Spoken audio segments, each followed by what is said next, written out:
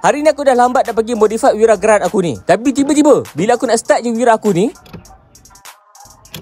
alamak, kereta tak boleh start weh. Ini confirm bateri kong ni. Aduh, sebab kipas radiator aku ni dia buat direct. Tapi nasib baiklah aku ada simpan satu Warraq JS005 jam starter dalam kereta Wira Grand aku ni. Barang ni memang berkualiti kan. Banyak review yang positif tau. Jam starter ni didatangkan sekali dengan smart clamp. Cara nak guna dia senang saja. Korang masukkan smart clamp tu dekat power bank tu. Lepas tu korang clamp saja dekat bateri kereta korang. Merah ke merah dan hitam ke hitam. Dan bila keluar lampu hijau macam ni, korang boleh start kereta macam biasa.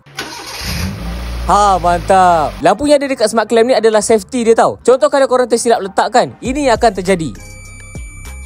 Ha, clamp starter ni dia akan bagi amaran yang korang salah letak. Mantap betul safety dia. Next, korang juga boleh pump tayar dengan menggunakan power bank ni. Pump tayar ni korang hanya boleh cucuk je dekat power bank ni. Lepas tu boleh terus pump macam biasa. Mantap. Memang sangat berguna jika berlaku kecemasan. Sangat jimat masa dan tak perlu panggil bantuan orang lain. Korang boleh settle sendiri je. Musim raya ni korang mesti kena ada simpan satu dekat dalam kereta korang untuk emergency. Korang berminat nak beli? Tekan beg kuning sekarang.